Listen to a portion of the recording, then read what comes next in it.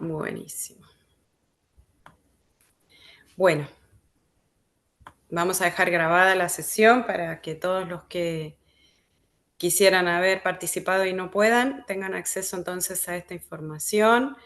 Eh, Muy buen día para todos. Ahí ya nos están saludando por el chat. Buenos días, Enrique, desde Chile. ¿Desde dónde nos están visitando? Así vamos revisando.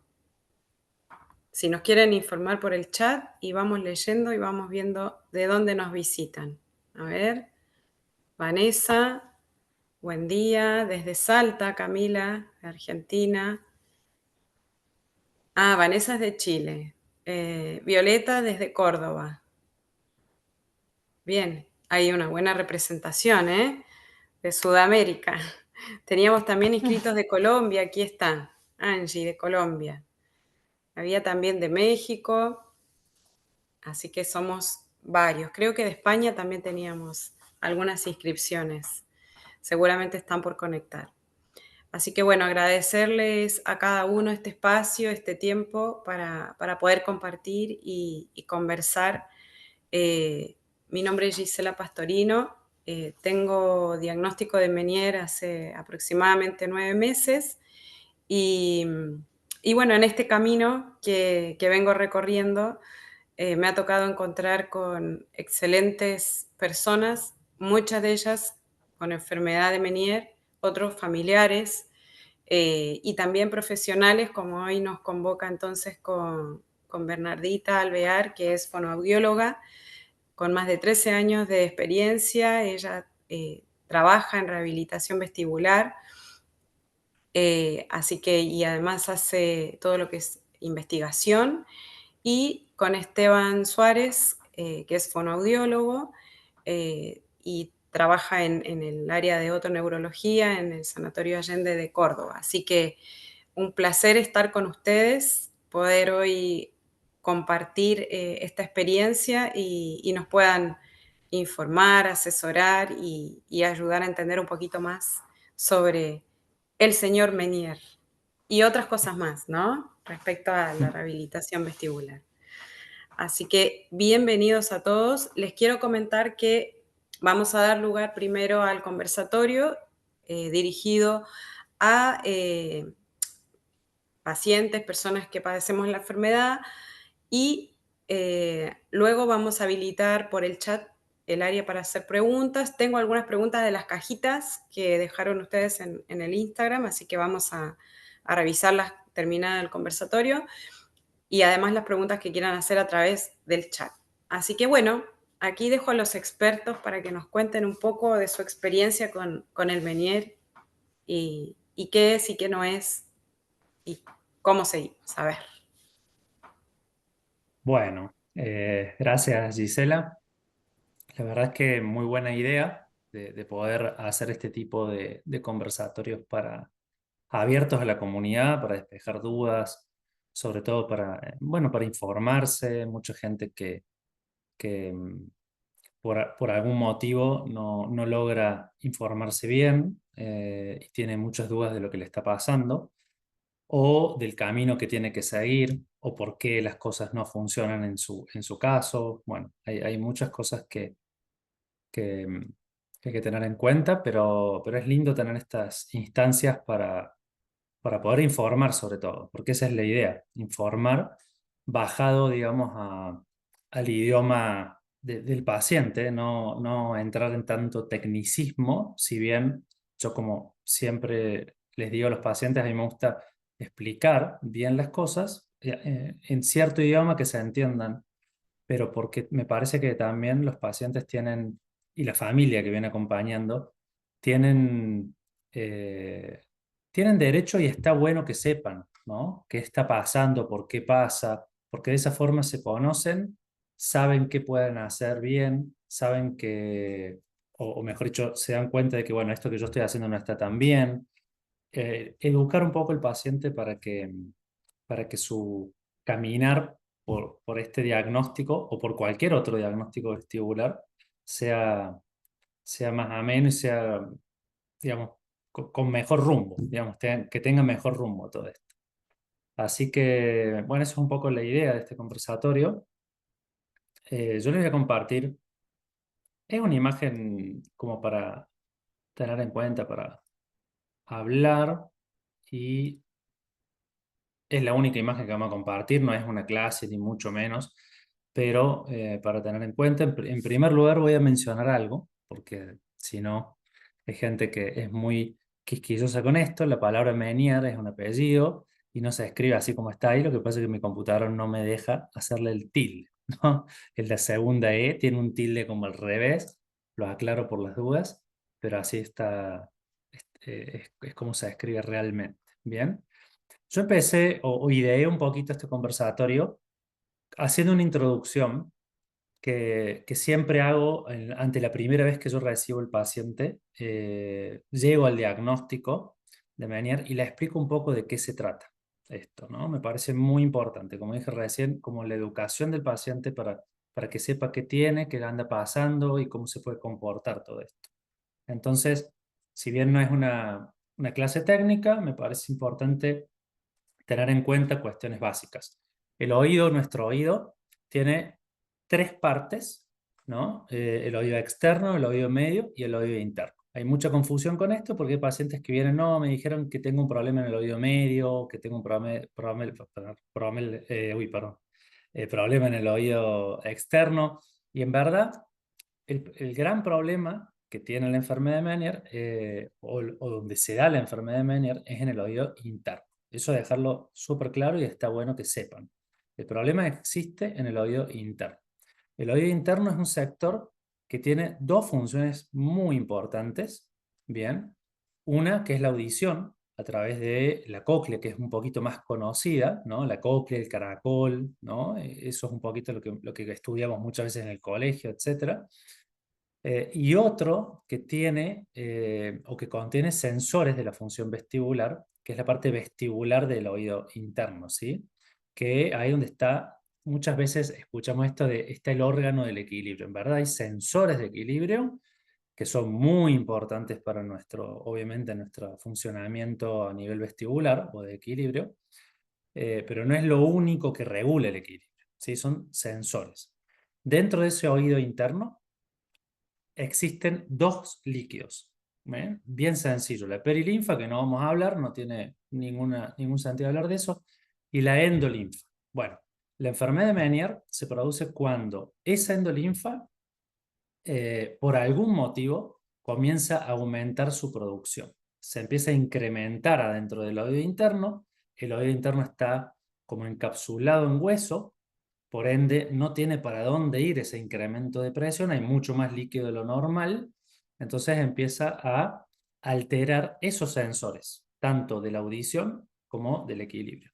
Bien, empieza a haber como más presión y esos sensores no trabajan a esa presión.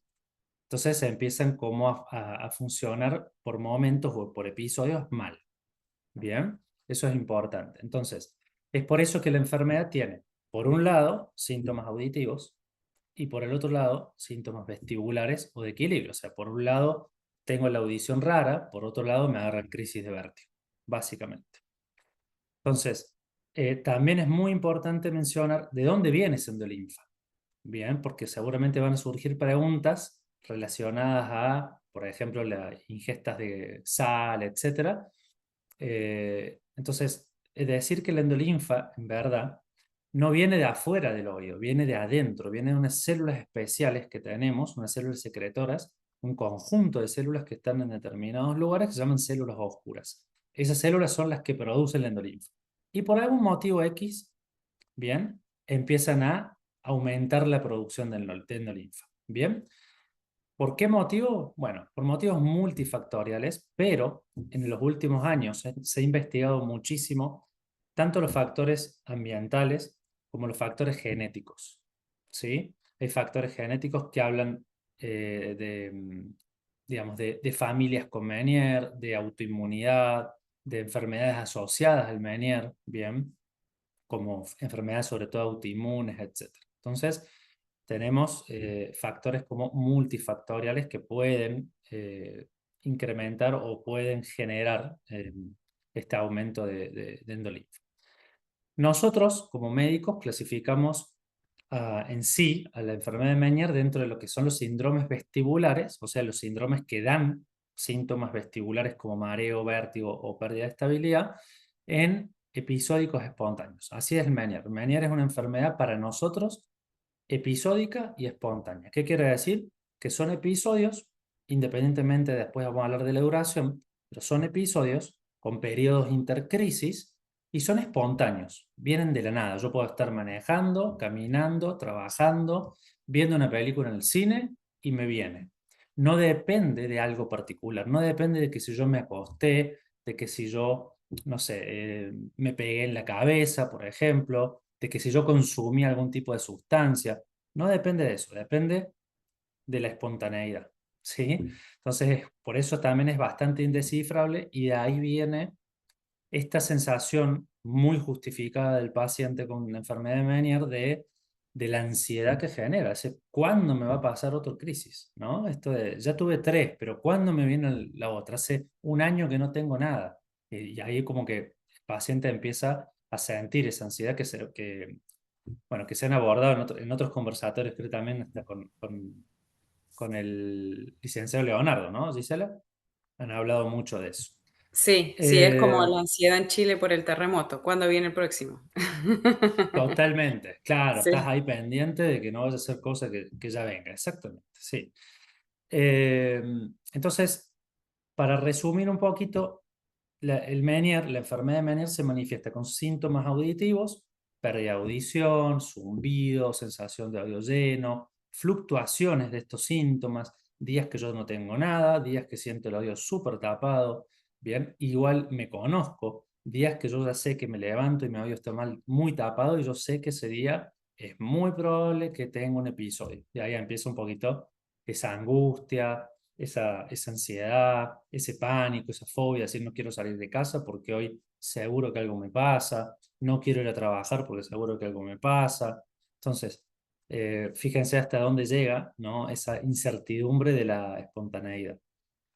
Eh, y obviamente, aparte de estos síntomas auditivos, tiene síntomas vestibulares que son las crisis vertiginosas, que son muy violentas, la verdad, muy incapacitantes, que pueden durar de 20 minutos hasta 12 horas, pero suelen ser realmente un promedio entre 2 3 horas, 6 horas, y la verdad que uno la pasa muy, muy mal, ¿sí? Si bien hasta hace, te diría unos 30 años aproximadamente, era muy común, todavía se sigue viendo, pero era muy común que todo vértigo era meniere. Por lo menos en nuestras latitudes, todo vértigo era meniere. En verdad, hoy sabemos que no es tan común como lo pensábamos. Tampoco quiere decir que no se vea casi nunca, pero no es tan común como en teoría era hace 40 años atrás, ¿sí? En donde todo vértigo ya era catalogado como menial. Sabemos que en promedio, y sin entrar en tecnicismos, pero en promedio tiene una prevalencia, o sea, la prevalencia es la cantidad de enfermos que hay por determinada población, de unos 100 habitantes o 100 personas cada 100.000 habitantes de prevalencia, más o menos. Hay estudios que hablan de 30, hay estudios que hablan de 100, de 200, pero más o menos en promedio, o de 300, pero el promedio es de 100 por 100.000 habitantes. Y es muy importante remarcar esto de lo genético, que es como la última línea por donde se está yendo, se está investigando mucho lo genético, no solamente desde por qué viene la enfermedad, sino a qué se asocia la enfermedad.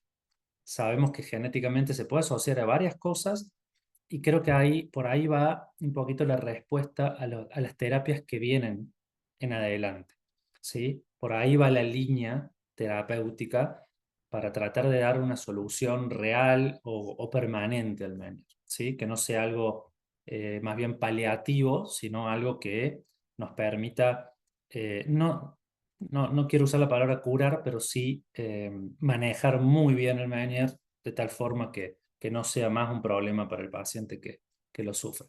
Pero dentro de esa línea, sabemos que un 10% de los pacientes con Meniere tienen familiares con Meniere, ¿sí?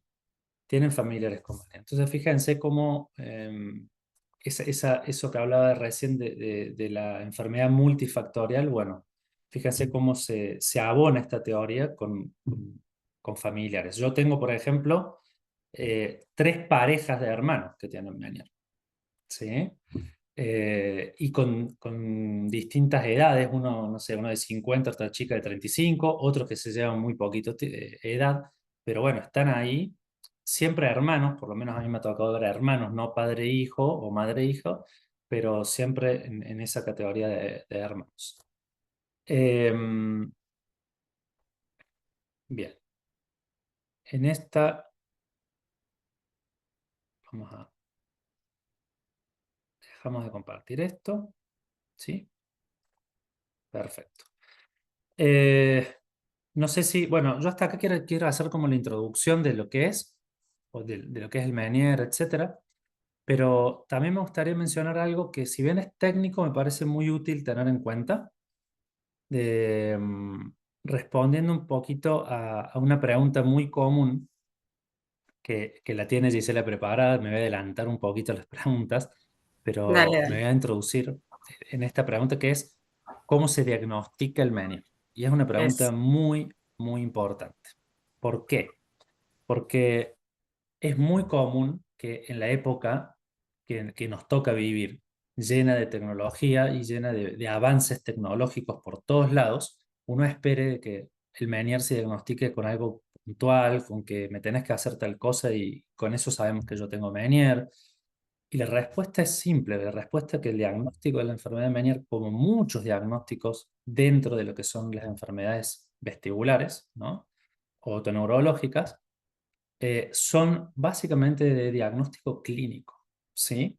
Tenemos una ayuda en aparatología, pero es algo muy sencillo como una audiometría, que está hace muchos años disponible y está prácticamente disponible en cualquier lugar del mundo donde yo voy, ¿sí? Entonces no hay nada raro o no hay nada específico para decir, bueno, hay que hacer tal cosa para diagnosticarte, ¿sí? Es muy, muy clínico el diagnóstico. Entonces, de hecho, nosotros nos basamos en criterios clínicos para el diagnóstico de enfermedades en general, pero nosotros los otoneurólogos nos basamos obviamente en criterios que crea o que consensa, digamos, un conjunto de colegas que están inmersos en una sociedad, que es la sociedad de Barani, que es la que en parte nos regimos nosotros los que nos dedicamos a esto.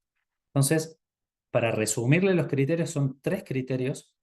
El primer criterio habla de tener dos o más episodios de vértigo con una duración de 20 minutos de mínimo, máximo 12 horas. Punto.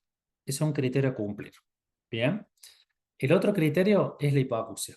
Hipoacusia neurosensorial, que tiene que afectar ciertas frecuencias de la audiometría, para no entrar, pero son frecuencias bajas a frecuencias medias, bien habitualmente, y tiene que estar obviamente documentado. No es que venga el paciente y me dice, yo escucho menos de este oído y tengo vértigos de 3 horas. Bueno, yo voy a sospecharlo, pero te tengo que pedir una audiometría. ¿Me explico? Y ahí viene un poquito la parte de aparatología. Eso necesito.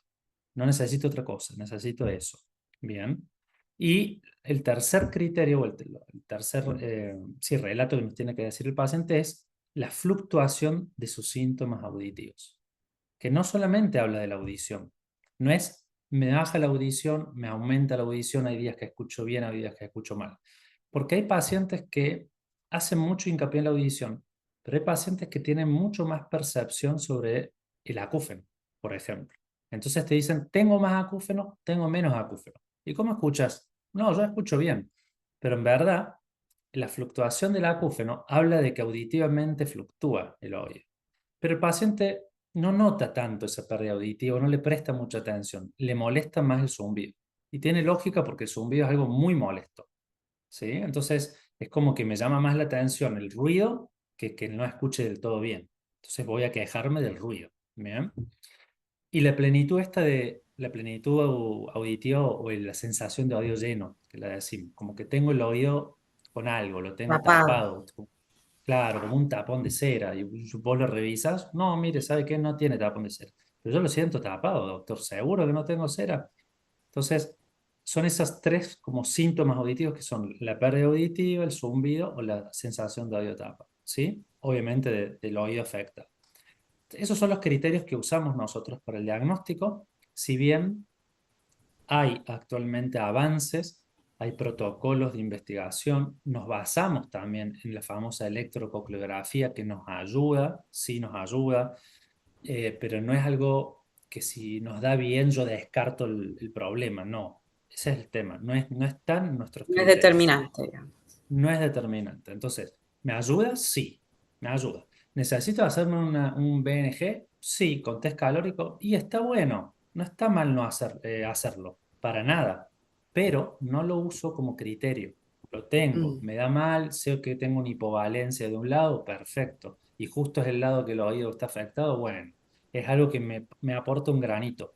Pero no porque me dé bien, voy a descartar el Menier. A eso voy. O ¿Sí? la resonancia, que Y también. la resonancia, claro, ahora sí se está yendo a esa línea investigativa que tiene bastante fuerza. Yo creo que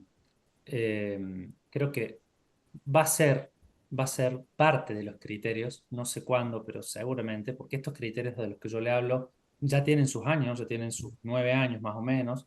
Entonces, todo el tiempo se va renovando porque esto es ciencia. Lo que hoy decimos como seguro, en 10 años puede venir alguien y me demuestra lo contrario. Y de eso se trata la ciencia. Entonces, ¿qué se hace con la resonancia? Se está haciendo un protocolo en donde inyectamos contraste endovenoso, esperamos unas 3 horas y media, 4, y lo sometemos a una resonancia para observar el gadoliño, que es el contraste que usamos, cómo se ve dentro de lo que es el vestíbulo, ¿no? Del oído y la cóclea del oído. Entonces, en teoría, como hay un aumento de presión, como les dije al principio, va a haber más espacio cuando yo le meto el líquido de contraste, voy a ver ese espacio dilatado, porque ya viene de mucho tiempo dilatándose y es como que queda, entre comillas, deformado eso, ¿no? Queda con otra Mm. morfología. Entonces, puedo ver que tiene más cantidad de líquido que lo común. Y lo comparo con el otro día y me doy cuenta de esa diferencia. Todo eso se está trabajando, no están los criterios, pero se está avanzando bastante y yo creo que por ahí va la cosa y ojalá que se pueda hacer porque también, si bien la resonancia no está en todos los lugares del mundo, sí está bastante distribuida. Que eso, por ejemplo, en mi país, la mayoría de las provincias tiene un lugar en donde hacer resonancia, ¿no? Claro. No hablo de la ciudad de Buenos Aires, la ciudad de Córdoba, que tenemos un montón de resonadores, pero sí me voy un poquito más, no sé, al sur de nuestro país, por ahí decir, bueno, el Río Gallegos, bueno, tengo un lugar donde hago resonancia. Y si vivo dentro de una provincia, estoy a 300 kilómetros, bueno, puedo hacer un viaje y me lo puedo llegar a acceder. Pero es algo que está bastante más distribuido también. Entonces, eso también es importante destacar, que los criterios diagnósticos son muy clínicos. Tenemos en cuenta hoy por hoy solamente la audiometría. Se está avanzando en temas de resonancia, pero todavía no están dentro de los criterios. Así que eso por ahora es con los criterios diagnósticos. Y hasta ahí llego yo sí, Bien, antes de bien. seguir, porque obviamente seguramente hay preguntas y demás. Buenísimo. Bueno, gracias, gracias Esteban por lo claro para entender qué es la enfermedad de Meniere. Después vamos con las preguntas. Vamos a dar lugar entonces a Bernie, que nos cuente un poquito de la rehabilitación vestibular, qué es y qué tiene que ver con Meniere. Bueno, hola Gise, gracias por armar este conversatorio. Gracias también a la gente que se ha conectado. Vimos ahí en las inscripciones que hay algunos pacientes y hay muchos profesionales conectados, así que también, bueno, es importante, o sea, es lindo ver también que los colegas se interesan por este tema. ¿Por qué hablar de rehabilitación vestibular en el Menier? Creo que, bueno, la rehabilitación vestibular en primer lugar es una terapia. Es una terapia que tiene por objetivo final mejorar la calidad de vida cuando la calidad de vida se ve interferida por estos síntomas vestibulares. Síntomas vestibulares como vértigo, mareo, desequilibrio, inestabilidad, síntomas visovestibulares, entre otros, ¿sí? Hay un abanico de sintomatología visual, vestibular, postural, que los pacientes cuando sufren trastornos vestibulares, ¿cierto? Pueden tener en mayor o en menor medida. Y también esa experiencia es una experiencia individual y me atrevería a decir que las personas con Meniere es aún más individual. Hay otras patologías vestibulares donde los síntomas son bastante parecidos y bastante esperables, ya sea en qué tipo de síntomas se va a presentar, en con qué intensidad y cuánto van a durar esos síntomas.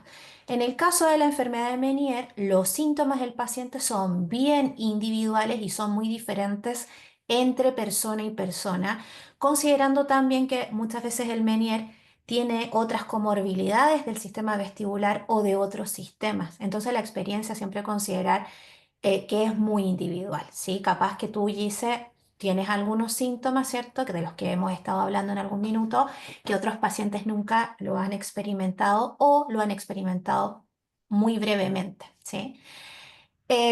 ¿Por qué es importante hablar de la rehabilitación vestibular? Porque es un tema que se empieza a escuchar cuando tenemos vértigo, cuando tenemos mareo, cuando tenemos inestabilidad.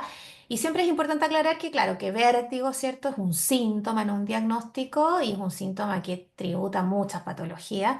Y que efectivamente cuando las personas sufren de vértigo y todos los síntomas asociados a este síntoma primario, la rehabilitación vestibular se vuelve una alternativa dentro del proceso de tratamiento. Un proceso de tratamiento tenemos que siempre tener en cuenta que va a incluir a un equipo, ¿cierto? Está el médico, que generalmente es quien lidera todo el proceso de tratamiento de una persona, de un paciente. Y ese tratamiento puede ser terapia farmacológica, puede ser terapia de rehabilitación vestibular, puede ser terapia también psicológica, dependiendo, ¿cierto?, del estado emocional en que esta patología o esta condición de salud pilla a la persona, ¿cierto? ¿Cómo la encuentra cuando llega?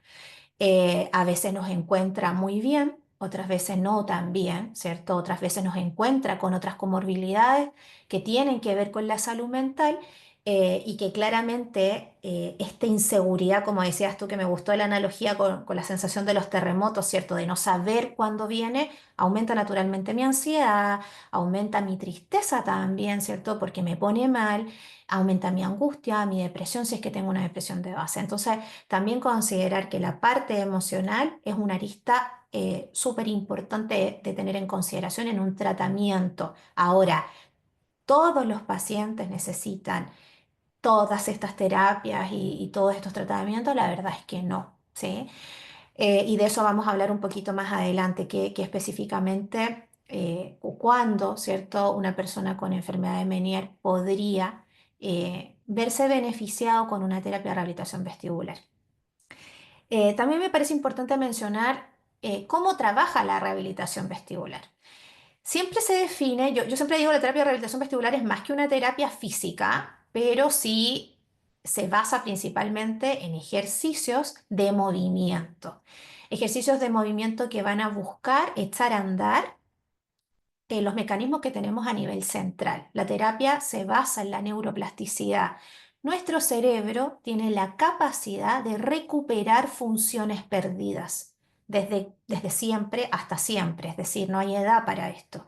¿Sí? Tiene la capacidad de recuperarse de manera espontánea, de manera natural, sin que yo haga nada. Bien, ahora, también hay ocasiones en que la funcionalidad se pierde y ahí no la podemos recuperar, pero sí podemos hacer que el cerebro aprenda nuevas formas de funcionamiento.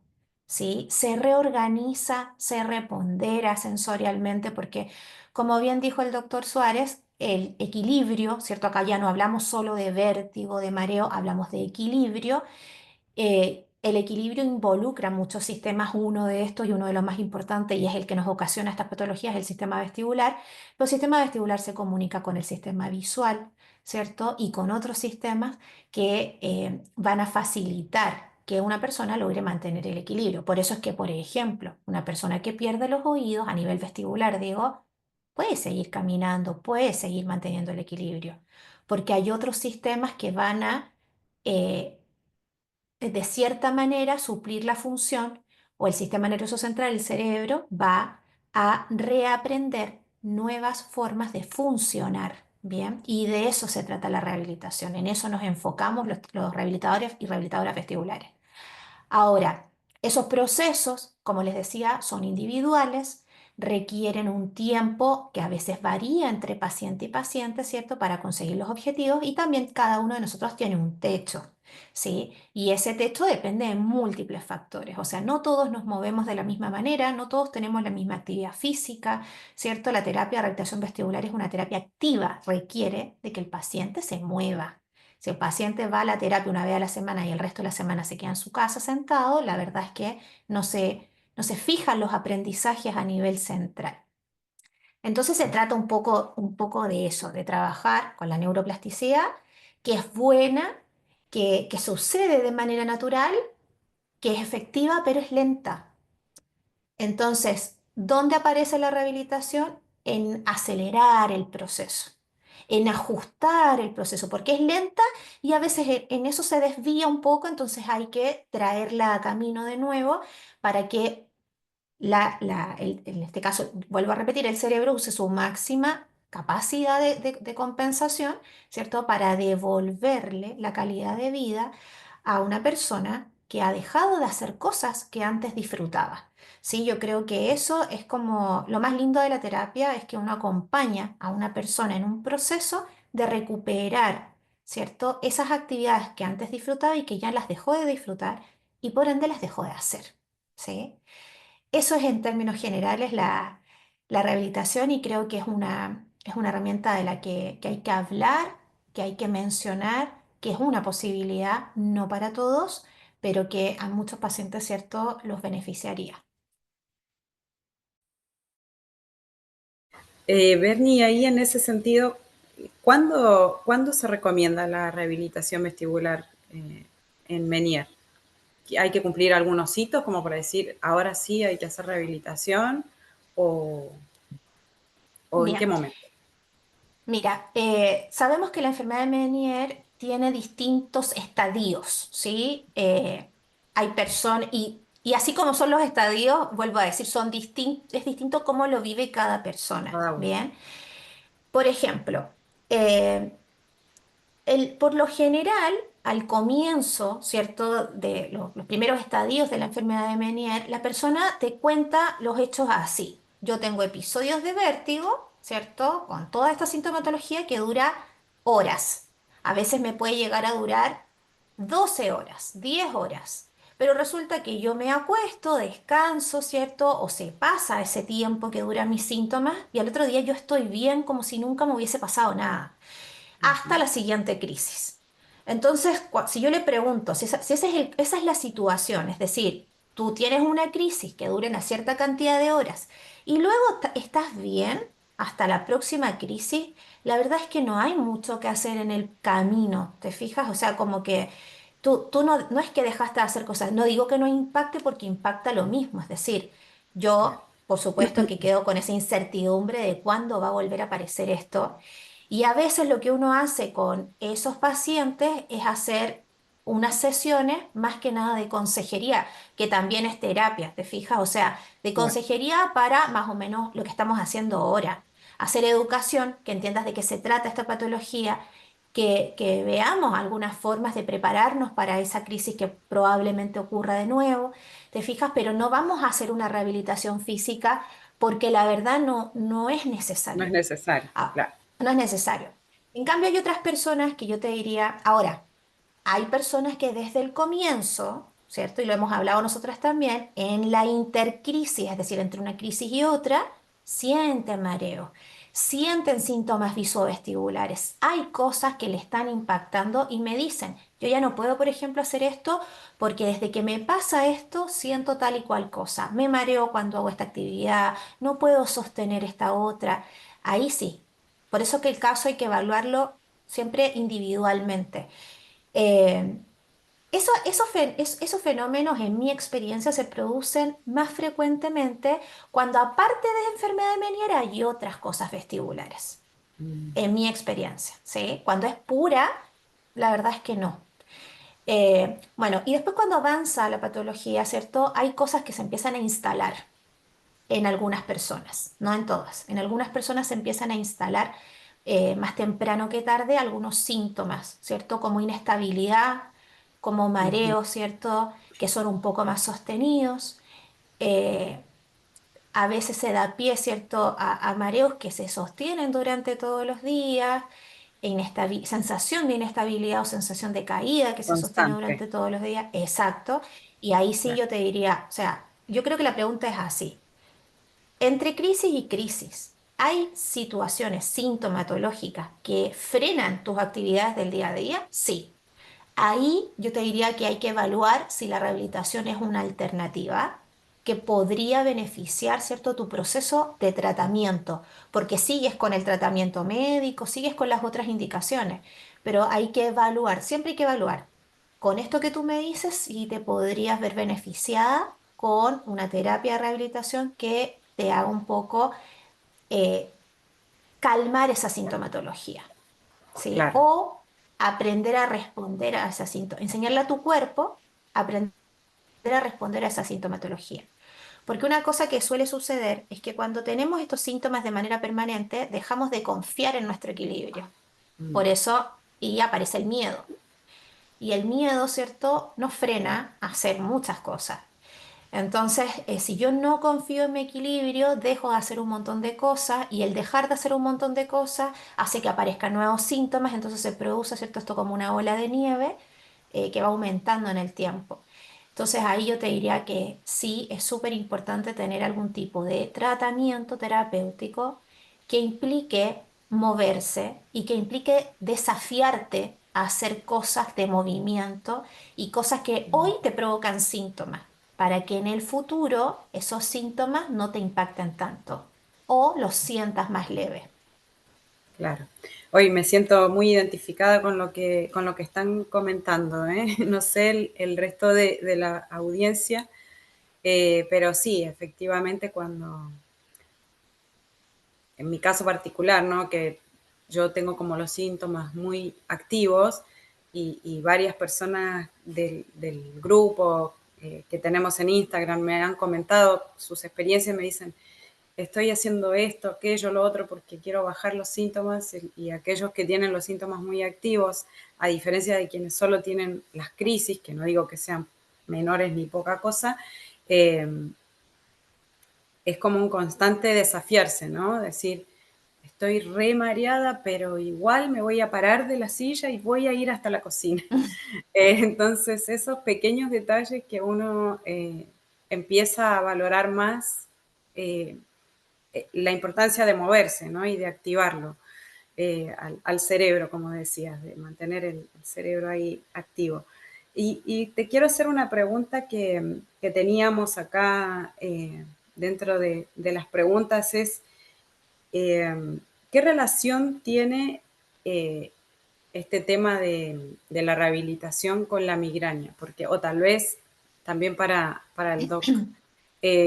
Porque muchas veces se mezcla o se confunde o se dice, no, lo tuyo no es Menier o sí es Menier, pero además tenés migraña y eso afecta, o la migraña es vestibular, o la migraña es, no sé, miles de palabras que empiezan a aparecer en este mundo. Yo hablo desde el Mm. paciente, entonces te empiezan a llenar de conceptos y uno queda ahí como, ¿qué será todo esto?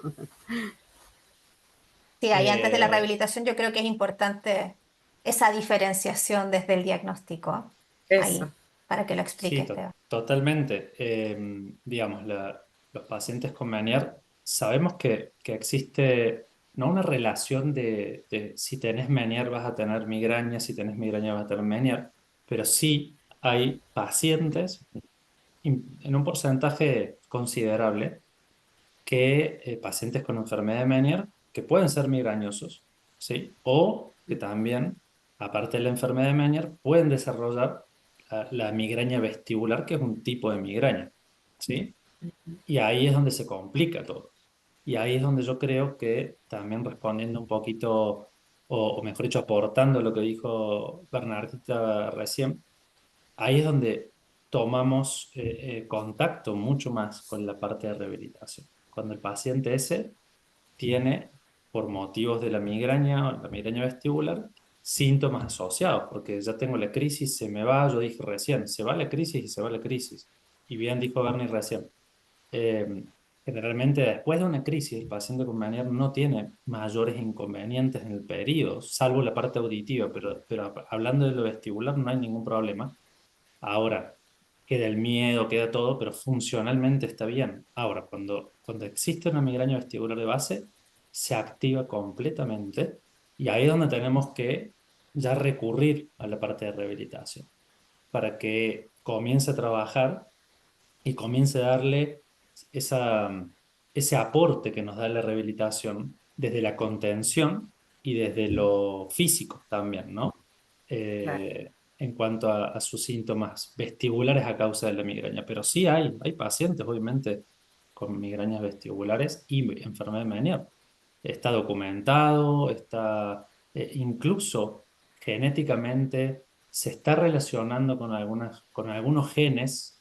Estamos hablando de más de 20 genes que están dentro de la enfermedad de Meniere, que algunos se relacionan también con procesos migrañosos, entonces es muy complejo, no hay nada claro todavía. Hay un español que es el doctor López Escames que está haciendo una investigación, yo te diría que enorme y creo que va a ser, está haciendo las bases para avanzar sobre esto y creo que lo está haciendo increíblemente bien.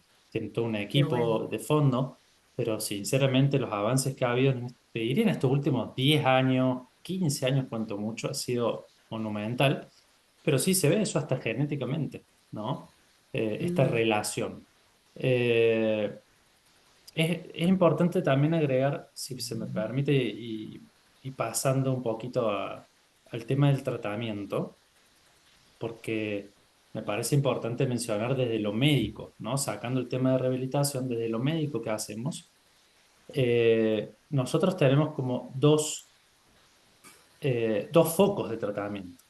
Por un lado, el tratamiento agudo, el tratamiento de cuando el paciente viene a la guardia generalmente, no viene a la consulta, viene por guardia es- con una crisis, o sea, está vomitando, se siente muy vertiginoso, la está pasando muy mal y va a la guardia médica, no saca un turno para ver un médico, obviamente.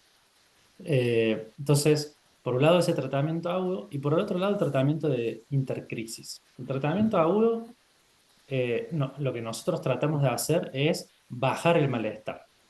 Ese es el objetivo. Bajamos el malestar. ¿Cómo hacemos? Y se usan muchas cosas. Generalmente se coloca el paciente en cama fría, se pasa un suero, le damos antieméticos, o sea, para bajar la cantidad de náuseas o de vómitos, que pueden ser muchos, no importa el famoso, acá en Argentina le decimos Reliberan, pero la droga es la metoclopramida, el ondansetron, hay muchísimos antieméticos, ¿sí?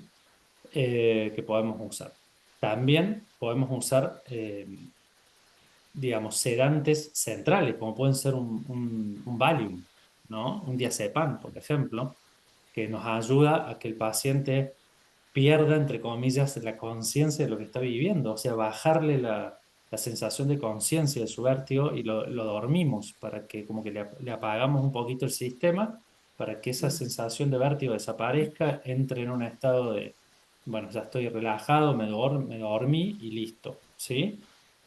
También existen los sedantes vestibulares como la difenidramina, por ejemplo, que lo usamos mucho en la guardia, y la verdad que tiene muy buen impacto, que es de marca comercial acá y en muchos países se llama Benadryl, pero es la difenidramina nos ayuda muchísimo en la fase aguda, ¿sí? Cuando pasa esa fase, bueno, restauramos al paciente. Si es la primera vez, lo empezamos a investigar. Si es paciente nuestro, obviamente podemos hacer reajustes. Bueno, hay millones de casos, por supuesto, y de formas, porque en verdad hay veces que el paciente ya es paciente nuestro, pero hace un año que no lo vemos porque dejó el tratamiento, porque no lo cumplió, porque se hartó, porque se cansó, lo que sea. Pero de acuerdo a eso se va a actuar. Y después tenemos la fase de intercrisis. Y en esto es donde tenemos que prestarle mucha atención, ¿no? Hablando puramente de enfermedad de Meniere sin tener en cuenta esto de saber si tiene migraña, si tiene migraña mm, vestibular, si está asociada a alguna otra cuestión. Solamente hablar del tema de la enfermedad de Meniere, lo que nosotros buscamos es dos objetivos muy claros. Por un lado, que no repita crisis, mm, ¿sí? O sea, que el claro. vértigo no venga de nuevo, ¿no? Ese es el objetivo uno, pero no el más importante, pero el objetivo uno. Y el objetivo dos, que creo que es el más importante, es tratar de hacer algo con su audición, para que su audición no siga bajando y de hecho la tratemos de subir y mejorar. Ese es el gran objetivo.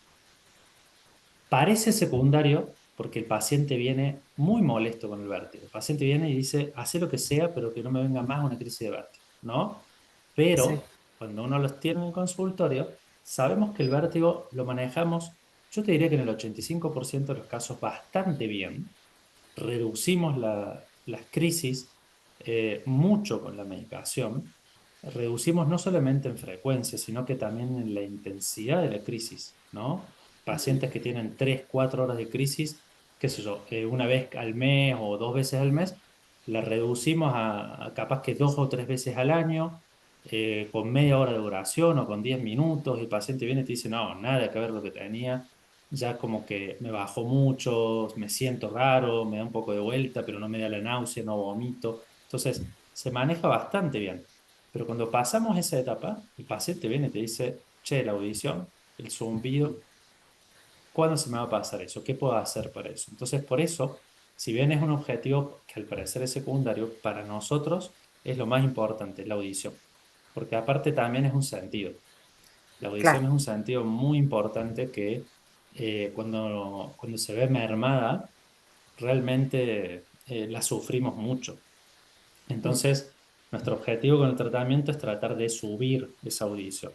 No siempre lo logramos, porque depende de cuánto tiempo lleva el paciente, depende de la carga de virulencia, entre comillas, que tenga la enfermedad o la agresividad de la enfermedad. Hay claro. maniers muy insostenibles, hay maniers que uno tiene un montón de tiempo para medicar. Por ejemplo, yo tengo pacientes que vienen hace 10 años con el diagnóstico bien hecho, que no vienen tomando nada y han tenido, no sé, muy pocas crisis y son súper dóciles y cuando uno los empieza a manejar correctamente, recupera la audición, que la tenía muy abajo, se queda, no tiene crisis, anda muy bien. Y hay pacientes que uno, no sé, los ve en febrero, te cuentan que en diciembre empezaron sus crisis y su pérdida auditiva, y los ve en febrero y hagas lo que hagas, va camino a A la que la baja audición no se constante. recupera, exacto, es un mundo, o sea, cada paciente es un mundo.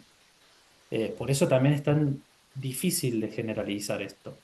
Sí podemos Mm, generalizar los criterios diagnósticos y demás, pero es muy difícil. Yo veo en el chat, y también es muy común que en sí, conversatorios o charlando con pacientes te digan, pero a mí me pasa tal cosa, no le pasa lo que le pasa a Gisela, por ejemplo. No, es que es realmente complicado eso. Capaz que a uno es mucho más agresivo, en otra persona es mucho más tranquilo, lo manejamos mejor, responde muy bien a la medicación. Y claro. dentro de Y la los síntomas agresividad también también. fluctúan. Mm, También, obviamente. Y también sí, dentro de la agresividad hay pacientes que las crisis son súper agresivas, pero las empezás a tratar y se dan vuelta impresionante. claro. Entonces, es como cada paciente es como un laboratorio, ¿no? Es como una receta que Sí. cada paciente tenemos que encontrar con qué receta voy a iniciar todo esto. Pero hay bases. Hay bases que Ujú, nosotros tenemos, por ejemplo, el uso de la beteístina. Hay bases que tenemos, eh, bueno, seguramente han escuchado el tema de algunos médicos que dan algunas dietas particulares, algunos que dan diuréticos, ¿sí? En esto no hay consenso todavía, no hay una mm, cosa que diga, por ejemplo, ¿no? A mí me sacaron la sal. ¿Está bien o está mal? No está ni bien ni mal. No, está bien hacerlo, sí, y está mal no hacerlo, no, tampoco. O sea, se puede hacer, se puede no hacer. Bien. Hay ciertas cosas que sí las hacemos. La betistina, por ejemplo, sabemos que nos ayuda. Bien. ujú, Sabemos que nos ayuda, sabemos que tenemos ¿cómo se dice? Buenas investigaciones al respecto, son criterios que usamos mucho, pero lo demás, bueno, el diurético, por ejemplo, hay gente que lo usa mucho, hay gente que no lo usa. Yo particularmente, por ejemplo, es muy raro que use diurético, ¿no? claro. Y la verdad es que no me afecta en los resultados. Capaz que te encuentras con un médico y te diga, no, yo lo uso sí o sí porque a mí me da muy buen resultado. Y está bien, me explico, es su receta y está bien tenerla. Y respecto a Eh, eso, Esteban, te consulto porque Hay, bueno, algunas de las preguntas que teníamos justamente hablaban de si la dieta ayudaba o no ayudaba, que un poco es lo que estás respondiendo, ¿no? Que depende como del Sí, caso. Eh, y, y tenemos hoy el uso de la betaestina como principal medicación, ¿no? Para bajar todos los síntomas. ¿Y hay algún otro tipo de tratamiento, además de la betaestina o el diurético adicional, que pueda llevarse a cabo? O sea, entendemos que depende de cada caso, pero también, por ejemplo, suena el tema de las cirugías. ¿En qué caso ya se utilizaría una cirugía? Mm. Bueno, es muy buena la pregunta. El tratamiento de esto siempre va a ir escalonado. Yo no puedo recibir un paciente donde recién empieza sus síntomas y plantearle una cirugía. ¿Me explico? Una cirugía, una gentamicina, no. Yo voy a ir escalonando la cosa, de acuerdo justamente a la respuesta que tenga a la medicación.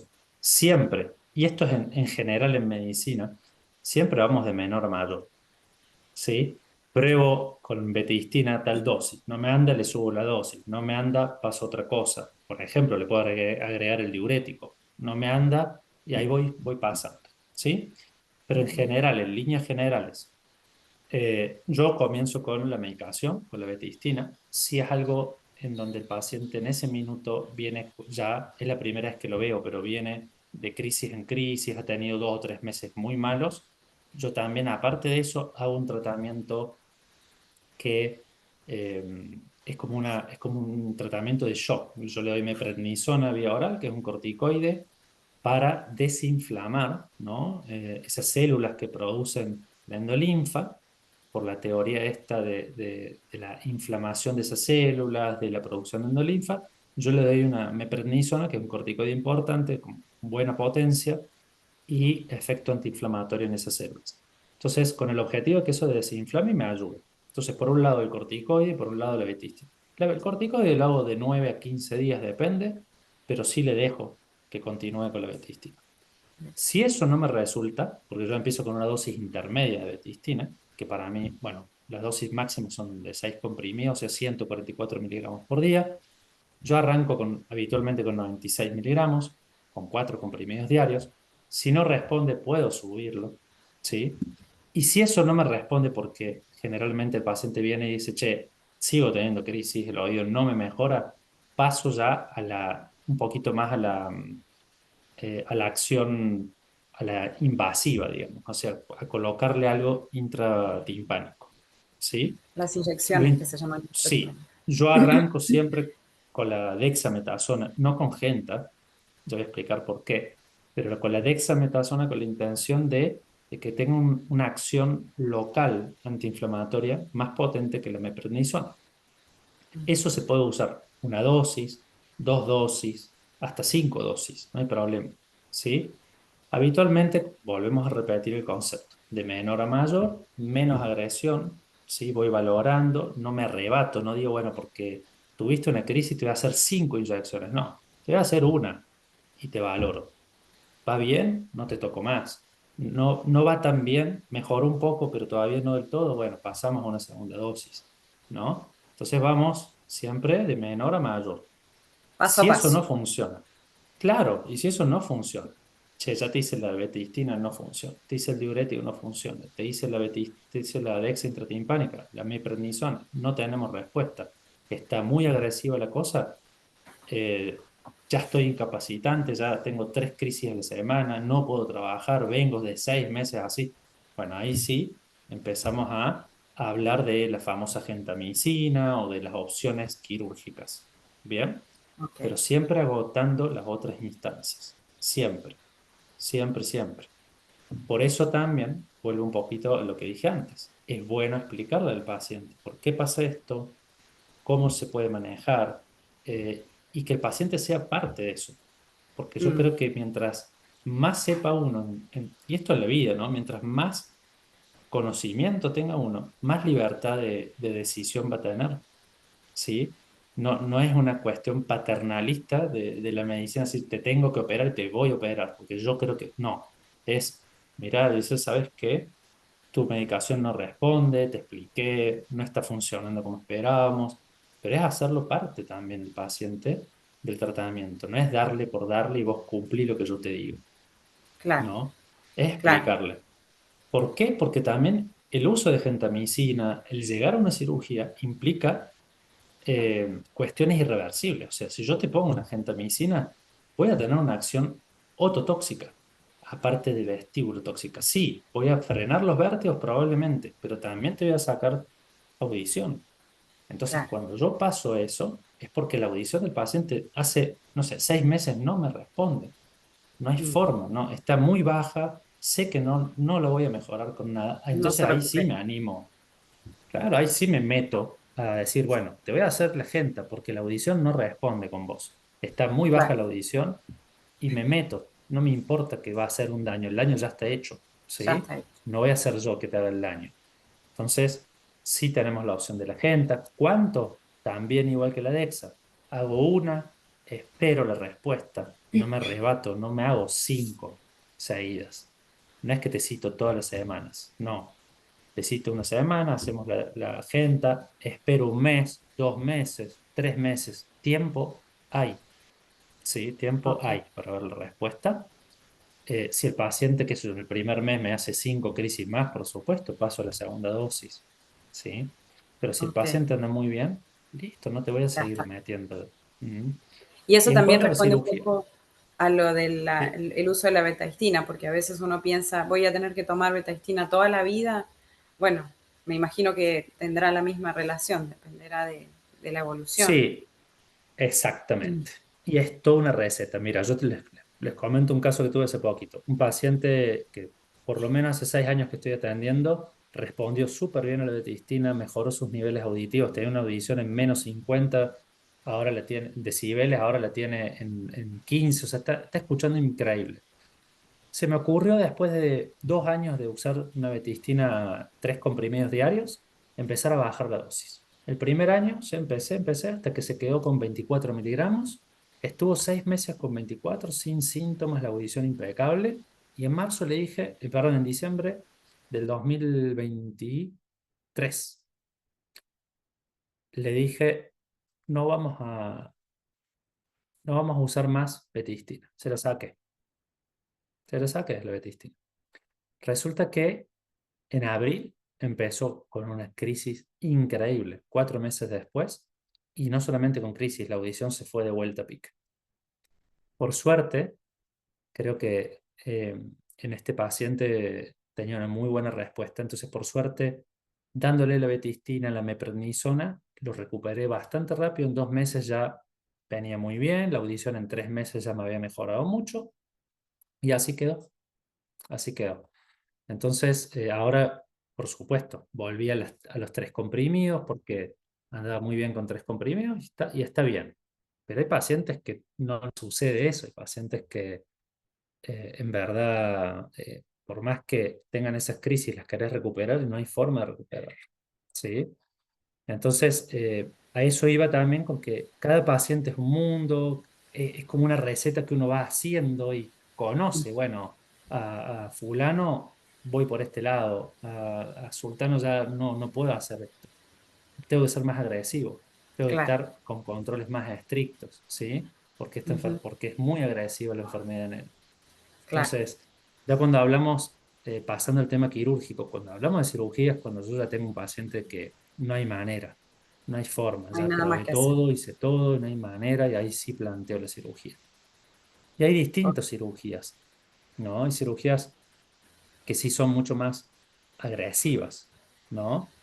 Como pueden ser las laberintectomías que se hacían antes, o se siguen haciendo, pero ya en menor medida. Eh, o bueno, hay cuestiones también que se están haciendo de manera innovadora, como lo que es el plugin de los canales. El plugin es como se cierran los canales semicirculares, que son unas estructuras en el oído interno, y de esa manera se controlan muy bien las crisis de vértigo, con una consecuencia auditiva también, menor que la gentamicina, pero la tiene. ¿Sí? Eh, pero, por ejemplo, si yo tengo la posibilidad de, de acceder a la cirugía versus la gentamicina, ¿no? Yo prefiero hacer la cirugía. Tiene menos efecto, es menos agresiva a nivel tóxico, hablo, no a nivel de molestia, porque es una cirugía un poquito más invasiva, ¿no? Pero tóxico es menos tóxica que la gentamicina, de hecho no es tóxica, ¿no? Porque se clampean los canales y se cierran y es lo único que hacemos, no metemos ningún medicamento ni nada, pero anda bastante bien. Todo esto, vuelvo a insistir, o sea, hay gente que se mete a hacer estas cosas por teorías, les empieza a salir bien y empieza a difundir, pero no hay nada concreto, digo, no hay un protocolo establecido para decir, bueno, esto es lo que hay que hacer. No hay ningún médico, por más experto que sea en esto, te va a decir, este es el protocolo del Menier. Y esto es lo que... No, no. Cada uno va a tener lo suyo dentro de un contexto más o menos similar. Pero por eso también en esto, capaz que vos dices, le vas a Buenos Aires y te dicen, bueno, tenés que hacer tal cosa.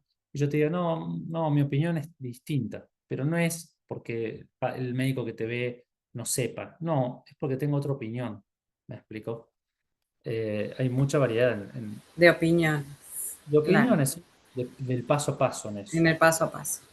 Aprovecho de hacerte algunas consultas, después le vamos a preguntar a Bernardita de las preguntas que nos hicieron en la cajita, ¿no? Bueno, algunos preguntaban respecto a cuántas inyecciones intratimpánicas y durante cuánto tiempo había que darse. Algo de esto ya respondiste recién, ¿no? Que depende de cada Sí. paciente. O sea, mi criterio es ir paso a paso. Una, veo resultado. Si hace falta hago otra, veo resultados. Y siempre, hablando de la gente, siempre midiendo la pérdida auditiva también. Claro. Después otra pregunta decía, ¿qué tan cierto es que no hay que tomar mucho líquido? No tomar líquido. Ahí me llamó la atención. Yo había recibido otro feedback al respecto, pero bueno, te pregunto. El líquido no interfiere en nada con esto. ¿Por qué? Porque la endolinfa se produce dentro del oído, no depende de lo externo, así que no hay ningún problema con el líquido. Ok. Después había otra pregunta que dice, en fase inicial puede no haber hipoacusia y confundir con migraña vestibular. Yo le diría que no. De hecho, la fase inicial podría ser planteada más a la inversa. Muchas veces lo primero por lo general, puede venir el vértigo y la pérdida auditiva junta, pero muchas veces vemos pacientes con lo que nosotros llamamos un hidrops coclear, o sea, una sensación de oído lleno, pérdida auditiva y sin vértigo. Que es mi Eso es caso, paréntesis. exacto. O sea, como, Claro, ¿tengo el hidrops? Sí. ¿Tengo vértigo? No. O he tenido un episodio, por ejemplo, ¿no? Pero no al revés, no. Tengo grandes vértigos y de acá a 2 años me surge la hipoacusia. No. no, ok, ¿No? Porque básicamente las células auditivas son muy sensibles a esa presión que ocurre en el oído, entonces se ven afectadas sí o sí, quizás antes incluso que los sensores de equilibrio. claro, Entonces viene primero el bien, hidrops coclear y después ya viene el hidrops laberíntico que conlleva el vértigo. bien, buenísimo. Otra pregunta dice, toma 6 pastillas de betaestina de 24 miligramos, que entiendo por lo que nos dijiste que es la dosis máxima, Sí, y aún tiene mareos. Eh, bueno, en ese puede ser, caso todo puede ser. sí, porque también, como dijimos, que hay que evaluar eso, hay que evaluar si se rodea de, por ejemplo, de enfermedades comórbidas, puede ser una migraña vestibular, ¿sí? Hay que ver a qué llama esta persona mareo, ¿no? Claro, Si son crisis, si se siente mareada como día a día. Entonces, son preguntas bien amplias que está bueno poder como indagar mucho más para decirle, bueno, podés tomar betistina. Yo le puedo plantear muchas cosas, por ejemplo, capaz que está mal diagnosticada, por ejemplo, o tenga una migraña vestibular aparte, o que sea migrañosa también aparte de que claro, su diagnóstico esté súper bien hecho, sin poner en duda el sí, diagnóstico. Entonces, son muchas las respuestas para eso. Es importante bien, indagar y profundizar en eso. bien. Después, otra pregunta decía si estadísticamente cuán efectivo es el tratamiento de punción intratimpánica con gentamicina, que algo ya nos comentaste respecto al que es como última opción dentro de lo Sí. que es inyección. Sí, la verdad que en sí el tratamiento como eficaz es muy eficaz. O sea, lo que queremos hacer con eso es cortar las crisis. ¿Cuándo lo usamos? Cuando el paciente tiene crisis de vértigo muy recurrentes, no responde a medicación, no responde a dexa intratimpánica, ya hicimos todo, agotamos todo. Entonces me voy a la genta. ¿Para qué? ¿Cuál es el mecanismo? La gentamicina daña nuestro sistema vestibular y nuestro sistema auditivo. O sea, daña el oído interno. Es una ototoxicidad y una vestibulotoxicidad la que hace. Claro, Entonces, de esa forma queremos como eh, dejar al oído incapaz de responder al aumento de endolinfa o incluso a la producción de endolinfa, porque la estamos matando. ¿Me explico? Entonces, de esa forma, sí, es muy efectivo porque es como una quimioterapia directa, ¿no? O sea, sí, básicamente eso es una quimioterapia que inyecto en el oído. Entonces, como efectivo, es muy efectivo, pero tiene sus consecuencias. Y ahí es donde claro. entra a jugar en parte el rol de la rehabilitación. O sea, cuando yo hago una genta, cuando yo hago incluso una cirugía, ya sea una laberintectomía, que uno escinde o destruye el laberinto, o hago también lo que se hacía antes, que era escindir el nervio vestibular y auditivo, o cuando hago este plugin de canal que yo les mencioné, sí necesito un apoyo con la rehabilitación, porque estoy generando daño. Es como, eh, es algo tóxico que, Invadiendo finalmente. claro, y estoy destruyendo la capacidad de ese oído para tener sensor de equilibrio. Entonces lo estoy afectando directamente. Le estoy Claro. generando lo que se llama un síndrome eh, vestibular agudo, por un lado, y una vestibulopatía unilateral, ¿no? Con grandes cambios en la capacidad del equilibrio. Por ende, cuando yo hago eso, sí o sí lleva y conlleva una rehabilitación. Sí o sí. Tengo que ver con la rehabilitadora o el rehabilitador para que se encarguen de ese paciente y recupere lo más que pueda y se adapte lo más que pueda a la nueva función, ¿no? Y ahí, bien, y ahí Bernardita, ¿cómo sería una rehabilitación vestibular? ¿En qué consiste una rehabilitación vestibular? ¿Hay algún ejercicio que se pueda hacer en casa? Porque algo hablaste antes de que se hacía el ejercicio en la sesión y después había que hacer algo en casa, no sé. ¿Qué nos podés decir al respecto? Sí, mira, la verdad es que es importante esa pregunta justamente porque a veces vemos en redes sociales, en internet, Mm, ¿cierto? Gente que si tiene vértigo haga este ejercicio, eso, ponga, claro. mire un punto, mueva la cabeza. Seguramente la gente que está acá lo ha visto muchas veces. Y la verdad, la rehabilitación vestibular es un proceso de tratamiento y merece una evaluación. ¿Qué quiero decir con esto? El médico evalúa al paciente y lo diagnostica, y ese paciente es derivado a la rehabilitación cuando es necesario hacer rehabilitación. En la primera sesión de rehabilitación, nosotros lo volvemos a evaluar, pero ya no para buscar un diagnóstico, sino para ver su funcionalidad y cuál es el punto de partida de ese paciente para ver cómo su sistema nervioso central está compensando la sintomatología. Como les decía, todos los pacientes tienen un punto de partida diferente, por lo tanto, una persona con Meniere a otra persona con Meniere va a tener un punto de partida distinto, porque además es una enfermedad que es muy variable, de las más variables entre paciente y paciente.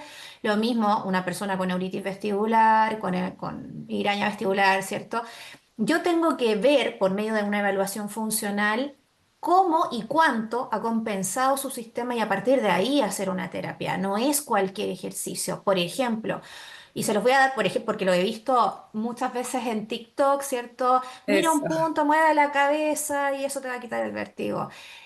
O acuéstate en la cama y mueve la cabeza hacia allá, date vuelta, párate, siéntate y eso te va a quitar el vértigo. La verdad es que no es así.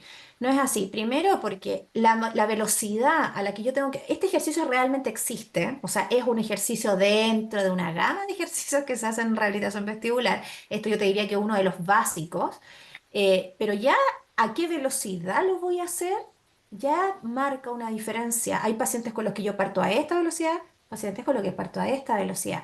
Depende muchísimo de, como te digo, cuánto ha compensado su sistema vestibular y las comorbilidades que presenta ese paciente, porque, como les decía, las patologías vestibulares pueden solaparse, es decir, puede haber una persona con Meniere y migraña vestibular o simplemente con migraña y ya el tratamiento es totalmente distinto porque las personas con migraña son personas sensibles a los movimientos y a los estímulos. Entonces, cualquier movimiento que yo haga, y la rehabilitación vestibular es una terapia de movimiento, le puede intensificar los síntomas. Por eso nosotros los evaluamos y a partir de esa evaluación vemos qué hacer con esa persona. Por favor, no haga los ejercicios genéricos que hay en las redes. Y voy a responder además una pregunta que aparece, un comentario acá en el chat, que me parece Eso, que tiene que ver y con varios. esto que dice, la rehabilitación vestibular, tratamiento ayudaría, al tener un diagnóstico y ya tratamiento ayudaría a la rehabilitación vestibular, maniobras de reposicionamiento, ya, acá estamos hablando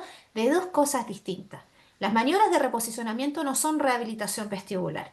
Las maniobras de reposicionamiento es una técnica que nos permite devolver los otolitos, las piedritas a su lugar cuando se han desprendido. Y esas piedritas se caen cuando hay una patología que se llama vértigo posicional paroxístico benigno. Y el tratamiento para el vértigo posicional paroxístico benigno o VPPB es, tanto la evaluación como el tratamiento son maniobras. Yo tengo que poner al paciente en la camilla, buscar dónde están las piedritas, ¿cierto? Hay 6 opciones posibles, 3 por cada lado de la cabeza, y devolverlas a su lugar. ¿Sí? Las maniobras son exclusivamente para eso, para nada más. Por lo tanto, si tú tienes Meniere, migraña vestibular, neuritis vestibular, etcétera, esas maniobras no sirven. No, ¿Bien? sí. Y no es cualquier maniobra, porque como te digo, las piedritas cuando se caen tienen 3 lados a donde caerse. Dependiendo de hacia dónde se cayeron, es la maniobra que se utiliza para reposicionarla. No hay una maniobra, no es genérico, ¿te fijas? Bueno, Claro. eso por un lado. Y la rehabilitación sí puede ayudar, pero como eso lo explicamos al principio de la charla, ¿cierto? Va a depender de en qué estado está el paciente. Siempre hay que hacer una evaluación primero y la rehabilitación un poco siempre la sugiere o no el médico que lo está tratando al paciente. Como paciente uno le puede pedir al médico, mira, he visto que hay rehabilitación, será una alternativa que yo acceda o intente hacer una rehabilitación, lo puedes conversar con el médico, pero finalmente quien prescribe la rehabilitación es el especialista que lleva a cargo el tratamiento del paciente, ¿bien? Porque es una Ok, línea de tratamiento. Ujú. claro. Así como está el tratamiento para el tinnitus, por ejemplo, y bueno, Claro, también me claro, hacían una claro. pregunta sobre el kinesiólogo, si se hacía algún tratamiento kinesiológico. Son como líneas de tratamiento, ¿verdad? Claro, lo que pasa es que la rehabilitación vestibular en Latinoamérica la realizan fisioterapeutas o kinesiólogos con especialización en rehabilitación vestibular, y esto también me Ok, gustaría dejarlo en claro, o audiólogos o fonoaudiólogos con especialización en rehabilitación vestibular. No es cualquier cualquier. kinesiólogo, no es cualquier fonoaudiólogo, porque es una terapia específica. Yo siempre pongo este ejemplo, yo me dedico 100% a la rehabilitación vestibular. Si tú me vienes a preguntar por rehabilitación de la voz, te voy a derivar con otro colega porque yo no me he formado en eso. Tengo bases, por supuesto, porque soy fonoaudióloga, tengo conocimiento en el área, ¿sí? Pero no es a lo que yo me dedico. Por lo Claro. tanto, acá es lo mismo. Yo no puedo pretender hacer una terapia, ¿cierto? Que no sé cómo se hace o que sé muy poco cómo se hace, Mm. porque no le voy a generar un perjuicio al paciente con la terapia de rehabilitación, pero sí puedo hacer, si no hago una terapia tan buena, el tiempo que va a pasar ese paciente en terapia va a ser la terapia no debe ser eterna, son una cierta cantidad de sesiones. Entonces, si yo no hago una buena terapia, este paciente lo voy a tener 1000 años en terapia y nos va a ver Las muy pronto mejores, los beneficios. Ujú. claro. Bueno, si les parece, voy a leer un poquito lo que nos comentan en el chat. Aquí los asistentes. Tenemos a Violeta que dice, esa resonancia con espera de horas de actuación del gadolinio que dice el doctor en el sanatorio Allende la hacen. ¿Qué hace el paciente mientras tanto? ¿Está sentado, acostado? ¿Contribuye a investigar otras patologías como la migraña vestibular? Sí estamos haciendo el protocolo desde hace, de hecho, un par de meses. en el sanatorio. Lo que se Ujú. hace, se cita el paciente, hay una coordinación con el área de diagnóstico por imágenes específicamente y citamos al paciente, se coloca el gadolinium, él se puede retirar, no es necesario ni que se acueste ni que se quede sentado, nada, se puede ir, puede incluso hasta tomar algo, lo que sea, y sí se le pide que regrese a las 3 horas, 3 horas y media, 4, pero mínimo 3 horas, y ahí se lo somete al estudio en sí, o sea, se le introduce el resonador, se le hace la resonancia y listo, ¿sí? No, a ver, puede contribuir a ciertos hallazgos, pero capaz que no estamos buscando eso y podemos ver algo a través de la resonancia. La migraña es importante decirlo, la migraña no tiene marcadores biológicos como Claro. en una imagen, o sea, yo no puedo diagnosticar una migraña por una resonancia. Volvemos a lo mismo, la migraña es un diagnóstico 100% clínico, mucho más que el Meniere incluso, ¿sí? Entonces no tiene ninguna incidencia que la resonancia me muestre o no me muestre cosas, porque no me va a mostrar nada en los pacientes migrañosos, ¿sí? Ok. Eso es lo que se Después, hace. otro comentario, a ver si se me, se me fue acá. Dice, mi mamá fue diagnosticada cuando tenía 45 años con Meniere. Actualmente tiene 81 años y aún lo padece. Somos de Altagracia, Córdoba. Sus episodios fueron avanzando día a día y siendo cada vez más seguidos. Actualmente vive con Meniere y son muy poquitos los días que puede estar bien. Dejó de poder hacer muchísimas cosas por esta enfermedad. Ojalá pudiera tener una mejor calidad de vida. Bien, vuelvo a decir lo del principio. Yo pongo muy en duda el diagnóstico ahí, ¿sí? Mm. Muy en duda. Hace más de 40 años que tiene un diagnóstico de Meniere, casi 40 años, y cada vez está peor. El avance del Meniere, al revés, el avance del Meniere cuando se llega a estadios muy avanzados, el paciente, si bien auditivamente está muy mal, por supuesto, no es tan así con la parte vestibular. Los vértigos suelen ceder, me explico. Mm. No del todo, pero no es que te van a incapacitar cada vez más, cada vez más, cada vez más, hasta que llegue un momento que no me puedo levantar de una silla. No. Entonces, como muy en duda ese diagnóstico, habría que valorar, evaluar, porque es muy probable que no sea un Meniere eso, ¿sí? Puede ser mil Yo cosas que, más. Bueno, mm, obviamente no vamos a profundizar acá, sí, pero me parece que es importante revalorar ese paciente. De Yo nuevo. que te puedo sí. aconsejar, no sé Mm. quién preguntó eso, es que se valore, se revalore y ver qué se puede hacer. Yo quiero Claro. agregar que, yo quiero agregar que, a ver, cuando una persona presenta cualquier patología vestibular, cualquiera, y no ha recibido un buen diagnóstico o un buen tratamiento y esos síntomas persisten en el tiempo, tenemos el riesgo de que se haga permanente o sea, el mareo, la sensación de inestabilidad y el mareo, ¿sí? Hay que tener en consideración lo siguiente, nuestro sistema, ¿cierto? Cuando nos pone frente a una situación en donde yo siento que me voy a caer, siento que no puedo realizar mis actividades, nos ponemos en una posición muy de alarma. Nuestro sistema nervioso central actúa frente a esos síntomas y los reconoce como si fueran una amenaza. Y frente a la amenaza, nosotros adoptamos, ¿cierto? Más que actitudes, adoptamos posturas, hacemos cosas para enfrentar esa amenaza y esas cosas pueden ser detener mi actividad, sentir mucho temor y si me muevo me vuelvo a desequilibrar y como les decía antes, empieza una bola de nieve que hace crecer la sintomatología y hace que esa sintomatología en el tiempo se sostenga y eso viene con una alta carga de ansiedad, con una alta carga de angustia, depresión, entre otras cosas, entonces se va transformando en otro fenómeno que también responde a las patologías vestibulares, ¿sí? Es súper importante la revaloración y Mm. también cuando uno no está seguro con su diagnóstico, cuando hay cosas que no le cierran, como en todo, ¿cierto? Buscar una segunda opinión. O sea, es como cualquier enfermedad. Si yo tengo cáncer o me diagnostican cáncer y me dicen que este es mi tratamiento, lo más probable es que yo busque una segunda opinión sobre el Opinión, tratamiento. Claro, claro. acá es lo mismo, se fijan, no es ir de médico en médico porque eso tampoco está bueno, pero sí tener por lo menos dos opiniones que a mí me permitan contrastar y decir, bueno, este es el camino que voy a seguir. O si tengo dos médicos que me están dando diagnósticos distintos, yo probablemente busque una tercera opinión, más o menos para saber qué tengo.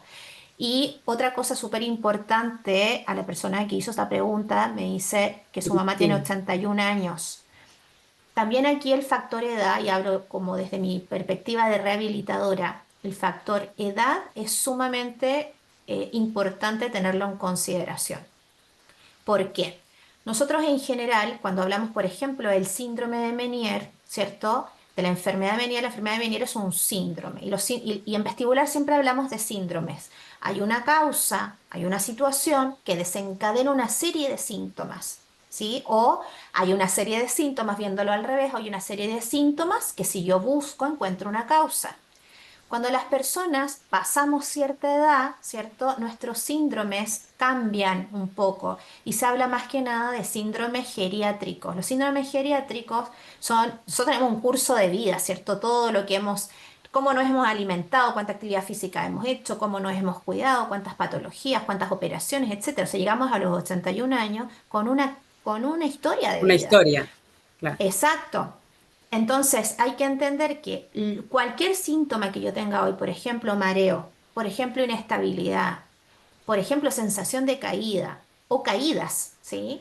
Van a responder no a una causa, sino que a varias causas que se solapan.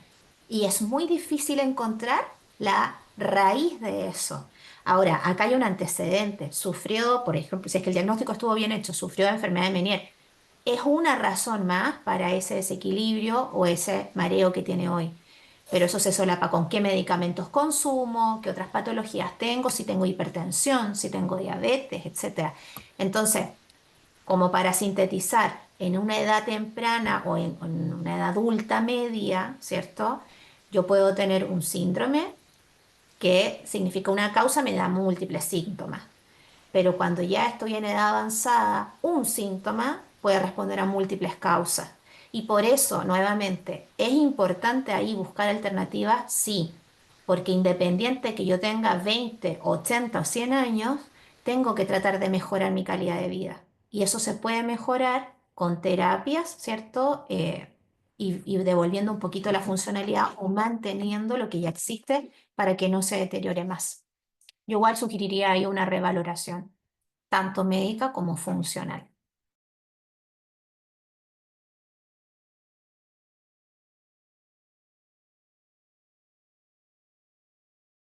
No te escucho, Gise. Perdiste el sonido. No aparece silenciada, pero perdiste el sonido.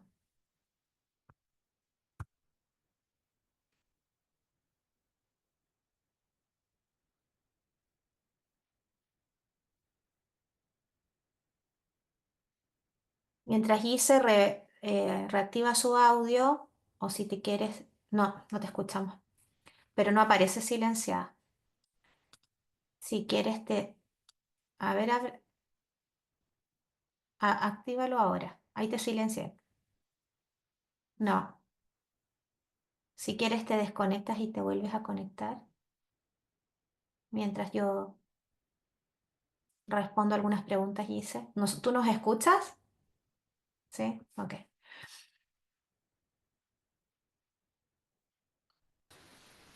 Mm. Ahora Qué sí. bueno. Gracias para la mamá de Cristina. Sería, ¿sí? Ah, Ahí ahí se se cayó. desconectó. Bueno, Sí. eh, voy a, voy a leer una pregunta que me parece muy interesante de Roxana Romero. No sé de dónde es Roxana, pero mira, plantea algo súper interesante. Además de tener como diagnóstico enfermedad de Meniere muy potenciada, luego me diagnostican el 3PD. Bien, el mareo postural perceptual persistente, padezco inestabilidad 24 horas, así, todo, ¿podré hacer rehabilitación? Bueno, Roxana, respondiendo a esto, que también lo voy a dejar a Bernie hablar sobre esto porque es un tema muy importante, pero fíjate vos qué interesante lo que planteas. Y pasa mucho, no solamente con la enfermedad de Meniere, sino con otras patologías vestibulares. Cuando uno tiene una patología como el Meniere, como un BPPV, como una neuritis vestibular, como las migrañas vestibulares, ¿sí? Y eso no se trata correctamente, no se aborda correctamente o en el momento ideal, persiste en el tiempo o, como en tu caso, es muy agresivo y persisten a pesar de todos los esfuerzos de tratamiento que sean correctos y todo, pero persiste en el tiempo, es muy común, lo que decía Bernardita recién, que se vaya como potenciando todo y generando esa sensación de esto está presente todo el tiempo, ¿no? Entonces empieza a jugar acá un rol eh, el sistema nervioso central, digamos, de sentirse todo el tiempo con los síntomas, no del vértigo, sino de la inestabilidad, de que no puedo caminar muy bien, me siento mareada, me muevo rápido y me mareo, ¿sí? Ese mareo, digamos, básicamente persistente, tal cual como dice el título de la enfermedad, ¿no? Un mareo postural perceptual persistente. Lo percibo todo el tiempo y es muy común que se inicie con alguna patología de base, en este caso y en tu caso es el Meniere.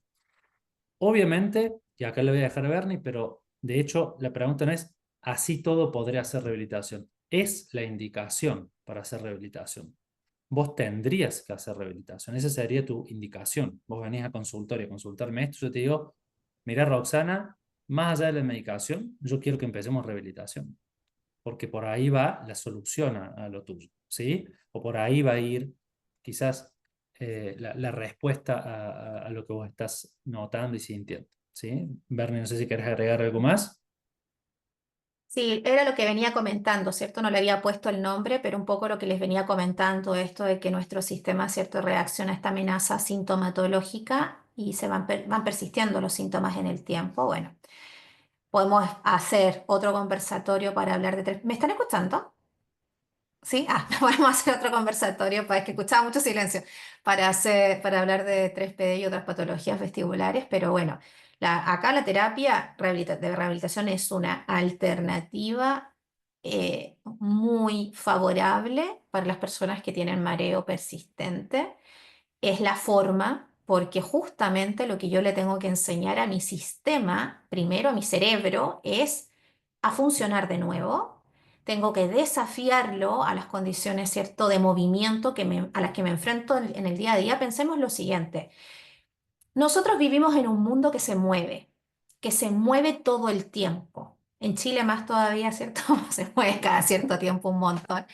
Pero más allá de los terremotos, los temblores, un mundo de movimiento. Yo salgo de mi casa, miren, imagínense que hoy comenzó nublado, ahora salió el sol, o sea, el mundo cambia visualmente así todo el tiempo y mi sistema logra adaptarse a esos cambios con mucha facilidad, muy fácilmente, excepto cuando hay un problema de base. Y en algún minuto nosotros perdemos esa confianza por una patología vestibular, por ejemplo, u otras condiciones, porque el 3PD puede tener un antecedente en una patología vestibular o en otras patologías. Entonces pierdo la confianza en mi sistema vestibular, la pierdo. Mi cerebro pierde la confianza y empieza a utilizar otros sistemas para mantener el equilibrio, que son eficientes, pero no llegan a cumplir toda la funcionalidad. ¿Se fijan? Entonces, estoy constantemente mareado, dejo de hacer actividades. ¿Y yo qué tengo que enseñar por medio de la rehabilitación?